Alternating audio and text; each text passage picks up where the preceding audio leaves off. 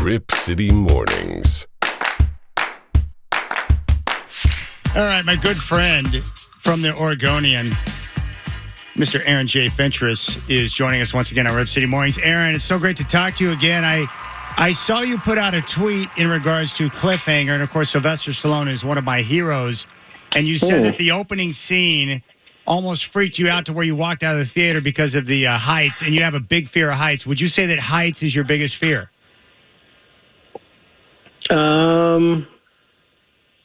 Yes. It used to be spiders. I big thing for spiders for most of my life. I don't like spiders still, but I'm not as jumpy as I used to be. You know what's crazy is that I have a fear of heights as well. Now, I have gone skydiving, and I do things to try and challenge my fears because I don't want them to have ownership on me. But there are certain things, like right now, Aaron, if I think about it, if I think about being really high up and unprotected, or if I think about things that scare me, my hands get clammy. Like, it gives me anxiety just thinking about certain things. Yeah, heights has always done it for me. I have a recurring nightmare from when I was a child of being on a roller coaster that goes it goes around the Golden Gate Bridge or the Bay Bridge, you know, the towers of those, like it connects. It's that high, and you're just trapped on it, and it's wobbly. I used to have that nightmare when I was a child. I lived in the Bay Area, and I still have it. It probably comes once every 2 years, and it just freaks me out. You know what I do? I just went down and took vacation with my daughter. We went to Six Flags, and she loves riding roller coasters.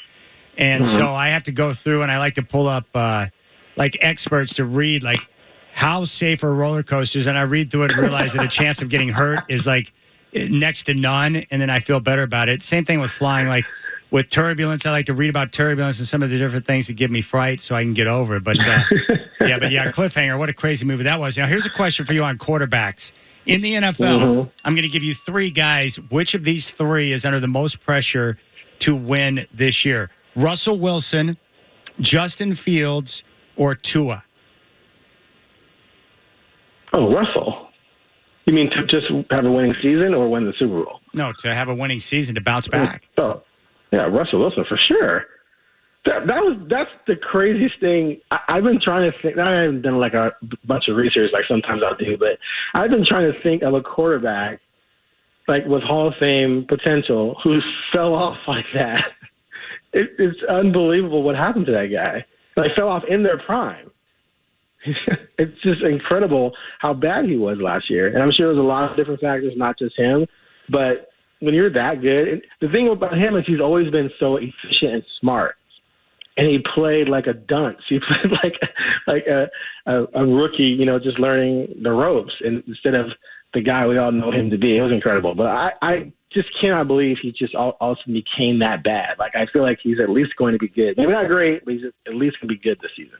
Yeah, I'm convinced that he fell victim to a perfect storm, and Nathaniel Hackett was the primary reason for the failure. So I would be stunned if he doesn't have a bounce-back year and play well with Sean Payton, who is a great coach, knows the position, and finally they've got an adult in the building to be able to run the program the way that it needs to be. I mean, heck, 2 games into the season, the Broncos had to hire an assistant to manage the game because the head coach couldn't do it. That's crazy to me. But Exactly. the reason why I brought up the other two, though, like for Justin Fields, and you're a Bears fan, I feel like he needs to have a breakout year or they could make a change at quarterback. And then I think with Tua, it's for different reasons. He's got to prove he can stay healthy. Yeah, 100% on both those guys. They're still young enough to go to where, well, we're so impatient these days. Quarterbacks usually need time. But, yeah, true on both of those two. But I always said, I know you cracked on Pete Carroll a lot, and I used to have a lot of debates with people, you know, Carroll versus Wilson, you know, who's more important. And my stance was always that Carroll was putting Wilson in a position to succeed and doing everything with the running game, with the types of plays they called. It's just Carroll was working it. Whatever OC they had, they were maximizing Wilson. I always believed that. I never believed Wilson was elite. I think he had elite moments. I think he's very good, but he's not elite. He's not Brady. He's not in that category of Brady, Manning, that type of even Roethlisberger, I don't think. But you were one of those guys who always cracked on Pete Carroll, and I always believe Pete Carroll was working some magic there. I think that was proven a little bit last year. Well, I do think Pete Carroll's a good coach, and I think He and Schneider had a bounce back year in the draft last year with so many rookies starting and contributing to the team. But we'll see how it plays out. Mm-hmm. It's a big year for Wilson. He has to perform, or they can move on from him. Now, I want to ask you this question about the Pac-12. You know, we saw Bo Nix when he came out of Auburn. A lot of people, and I'm sure you heard from them as well, when he came out of the SEC and made the move to the Pac-12, a lot of SEC guys who cover the conference didn't really think highly of him and thought it's kind of a crazy move for the Ducks to grab him. And then before you know it, he puts up a monster year and looked awesome. I'm wondering with DJU, similar storylines following DJU out of Clemson. What are you expecting from him in year one at Oregon State with Jonathan Smith and that coaching staff? Smith is such a good coach. And like I just said with Carroll, putting your guys in a position to succeed, that he's going to put him in a position to succeed. And he, as far as I was concerned, he was better at Clemson than Bo was at Auburn. I remember one of the arguments being with Bo was that he's going to benefit just from playing against weaker defenses, which I guess, is kind of a thing. But sometimes you also mature at a certain age. Not everyone's going to be great out the gate just because you were a 5-star. But if Oregon State had DJ's numbers from Clemson last year, Oregon State, they were already really good. So, how many more games you could win? But they would have been a lot better than they were. So, I think he's going to, that's his floor, but he should, with good coaching, maybe even being more comfortable, less pressure, being a 5-star, top 3 recruiter, whatever he was, going to somewhere where you're expected to, contend for Heisman's and win national titles. That's a lot of pressure to put on guys. And sometimes you just don't meet that right away. But now he should be more relaxed. There's less pressure. And he's a talented kid. I mean, geez, what is he? He's like 6'4", 250, 240? Yeah, he's an animal. Like that. He's like a linebacker playing quarterback, Aaron. Yeah, it's like Cam Newton-Light almost. He can run. He's got a big arm. I can't imagine him not having a really good season. All right, with Bo Nix, do you expect him to have another big year like we saw last year? The one thing I think is getting overlooked a bit is that Kenny Dillingham, who had that great synergy with him, is now at Arizona State, took over as head coach. Will Stein comes in from UTSA. Do you think Bo Nix will have a seamless transition from Dillingham to Stein and put up similar production? If he doesn't, then that's on everybody, including Lanning, because one of Lanning's jobs is to manage his coaches. And when you have a guy who had that type of season, even if you bring in another OC, you don't allow the OC to screw up your quarterback. And I'm serious. Like, the OC has to not have an ego and come in thinking, I'm doing things my way, the way I've always done them. And the head coach has to rein in that guy if he's like that and say, okay, look, here's the things that we've done in the past year that were really successful. We need to do these same things. Now, it's, I'm not sure if they've gone. Sometimes you go to a route where the new OC comes in and just adopts what's already being done. And other times they'll come in and they'll take what you were doing, but just call it something different. And someone like Bo and everyone has to relearn it. Whatever it is, the play concept, things that Bo is really good at, those have to stay in the playbook. They have to stay in the game plan. They have to be priorities. And the OC just needs to check their ego at the door. And I don't know Stein at all, but I would imagine Lanning would manage that if that would become a problem. So yes, long answer. I believe Bo will have another monster season. We're talking with Aaron Fentress from the Oregonian here on Rip City Mornings. All right.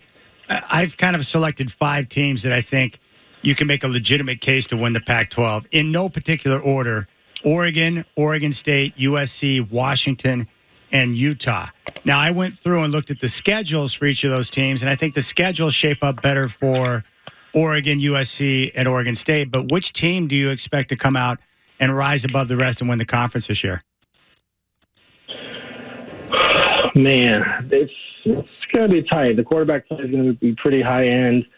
You sort of wonder about a lot of defenses for a lot of those teams except for Utah. I mean, if Oregon can fix its defense, they were in the 70s last year. If they can just become, good, not even great, just good, then I would give them a chance. But the same thing for USC. If USC can stop anybody, right, then I think they're the odds-on favorite. But their defense has just been so bad for so long that I don't have a reason to believe they're going to make a dramatic jump. But I agree with that group of 5. And I honestly think it's going to be one of those seasons where there's going to be probably like 10 nail biters between the top end teams. And it's, anything can go, either way, and it's going to end up deciding it. I mean, take for example, Oregon last year.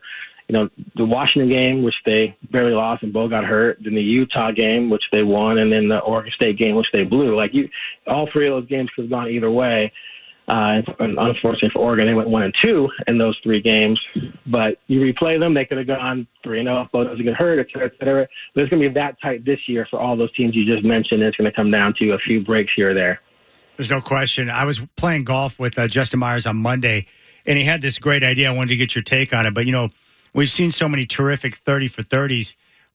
What do you think about the idea of them doing a 30 for 30 on the Chip Kelly era at Oregon and that Oregon blur offense and the way it changed college football? I think that would be fascinating to see how that play out, especially with how it started with the punch by LeGarrette Blount in Boise. Yeah. No, that would be good. And it was, you would start that with 2005 when Bellotti scrapped what they had been doing, which was West Coast, and said we're going to go spread, and all the assistant coaches were against it. And then sort of how it evolved from there to him hiring Chip, which when he hired Chip, I remember I was covering the Ducks, man. People were like, Chip Kelly, who the hell is that? We should have hired a big name. Everyone wants a big name. And Bellotti knew what he was doing. And I think the single most important moment in Oregon Ducks football history was literally when Bellotti made that switch in 05. It changed the trajectory of the program. And then, of course, he hired Kelly. And Kelly's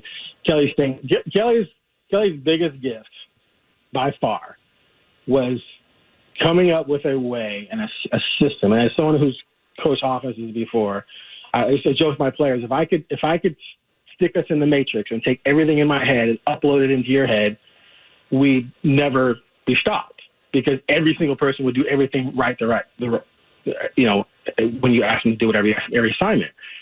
But not only did Kelly upload people into the matrix, but he did it with a pace that was just ridiculous. It was mind-boggling. I remember talking to a Colorado defender once. He said to me, it wasn't the plays they ran. It wasn't even just the speed that they lined up. It was that they would do so in multiple formations and personnel groups. It's one thing to line up in the same formation and run the plays over and over again, but they would come in different formations, different looks, sometimes mixing emotion. And so you couldn't scout it early, and you couldn't deal with it in the real time of the game because it was something new every time. And then they would execute it on top of that. The ability to get those kids to do that at that high of a level was absolutely 100% the most important aspect of what he brought to the table and why Bellotti hired him. So that alone would be fascinating to see a 30 for 30 on. Well, I agree with you 100% on Bellotti. He doesn't get enough respect he deserves for the decision to go out and find Chip Kelly. And you know how these coaches work. A lot of them have egos, but I think Bellotti set his aside and said, I need to go out and find a guy who can change the way that we play, wasn't intimidated to bring in a bright mind like Kelly, and then knew when the right time was to step away and let him take over. I think it was genius. Oh, 100%. Yeah, I've argued that numerous times. And I, like I said, I think as coaches, they were equal. It was just Chip had that system in place. It was just insane how they would just get up, line up, and just run another play. It was incredible. But eventually, that died down a bit.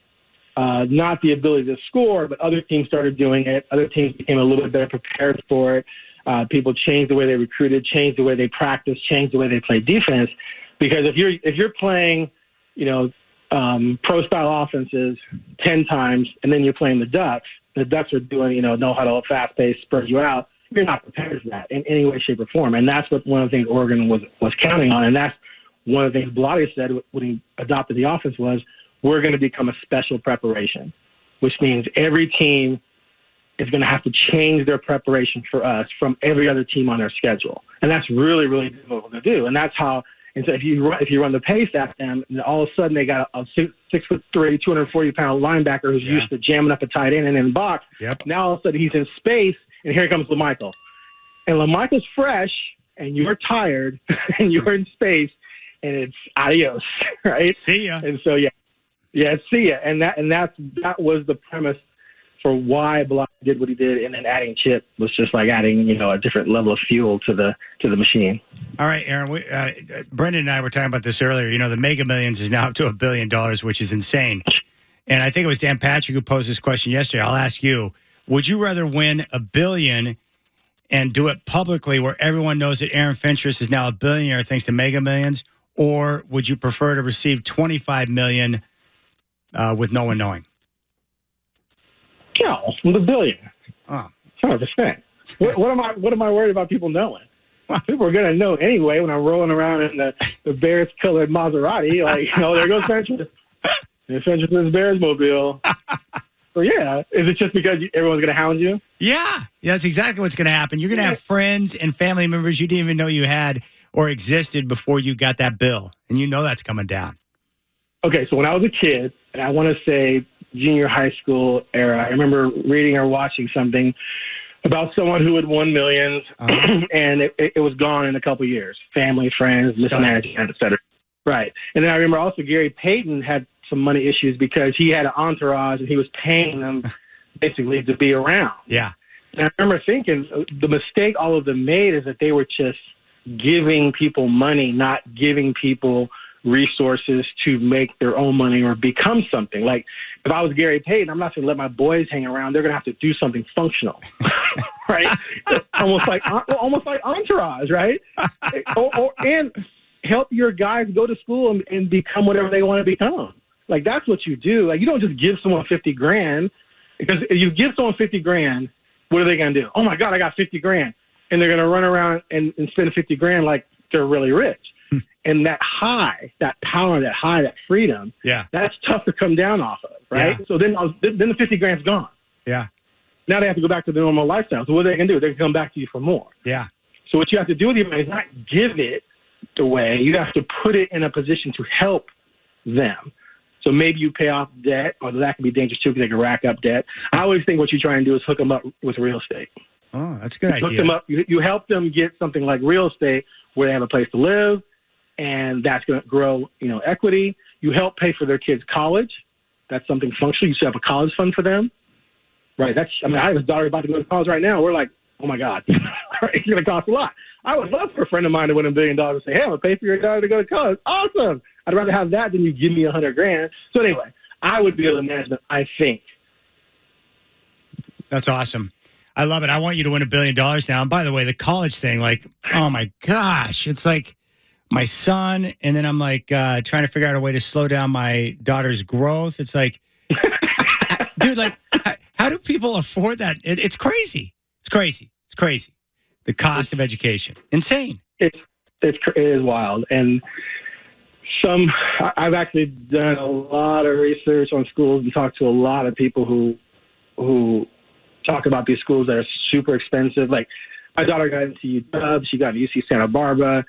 But they're like $50,000 a year just tuition and offering nothing. And it's like, if you really want to go, to California, but it's like tuition, room and board, it's like $75,000 a year. So you're looking at almost $300,000 for 4 years. And it's U.S. News and World Report. It's the 32nd ranked school in the country, and kids see that kind of stuff. And academically driven kids, I've learned, sit around and talk about those types of things, which schools they're going to go to and what they're ranked in. The UC Ivies is what they call the UC schools in California, the West Coast Ivies, all that kind of crap. And I'm like, okay, well, yeah, that's great. What does it really do for you? So I've talked to people in education, and I've talked to people I know who have masters, PhDs, lawyers, and stuff. Like, okay, what do you think about this? And they're like, you are psycho if you spend $300,000 on an undergraduate degree. Psycho. It's a complete waste of money. You can get this, maybe one school's a little bit better than the other, but it's not worth triple. Like Oregon, it's going to cost probably $120 for 4 years, whereas UC Santa Barbara is going to be $290 to $300. And everyone I said told me that it would be crazy to do the UC Santa Barbara. Here's the other thing too. I told my daughter this. She's going to be pissed I'm talking about this on the radio, but whatever. I think people should listen to this. I said to her, listen, you want to go to a school where you're going to sit in the classroom and you're paying, I think it's $48,000 tuition this year. And room and board is all equal, so we won't count that. $48,000 tuition where the kid next to you who lives in California is going to pay $15,000. And he's also probably going to get scholarships because UC schools will hook up their in-state kids. They won't hook up out-of-state kids. So he actually might be only paying 10 grand tuition while you're paying 48. Is that really what you want to do? And then we talked to her about interest. If you take out 150 grand in student loans, or if we do combined, it's going to cost $220,000 to pay it back. Oh. So now your education has cost $375,000. Oh. And well, basically, when you graduate, you're going to be living with us. and then she wants to go, of course, to graduate school or law school. I said, okay, so then you go to law school, which is also expensive. Let's say you do that for 3 years. Now you're looking at a $500,000 education. Really? $500,000? It's ridiculous. So after talking to a lot of people, and we're like, you're going to go to Oregon. She's going to go to Oregon's Honors College, and just kick ass there. And then when you do, you'll get opportunities, from law school. So some kid just got a full ride to Georgetown Law from Oregon, which I explained to her. And she was all, Oregon, I want to go to Oregon. I want to go to a UC school. I'm like, you got some UC school money? It's great. Anyway. Dude, that's the best. Aaron J. Fentress from the Oregonian here on Rip City Mornings. Brother, my man, enjoy your week, and love talking with you, and enjoy your summertime. We'll catch up soon. We didn't talk Blazers. Yes, and that was the goal. I set out goal beforehand not to mention Dame or the Trailblazers, and we successfully did it. Isn't that nice? Yeah, I'm impressed, because I honestly, last night, Team Dame, they need to get Miami. But I was hoping to get it done this summer league. I cannot believe we're weeks out. Although I tweeted something like 2 weeks ago that someone told me it was going to take weeks. I was like, here we are. It's been weeks already. Well, dude, I cashed in. I said that I wanted to be great like Patrick Mahomes. I let everyone know before we went to break. I said, here's the goal. I'm going to try and get through the entire interview, not mention Dame or the Trailblazers once, and see if Fentress notices at the end, and everything played off perfectly. Awesome.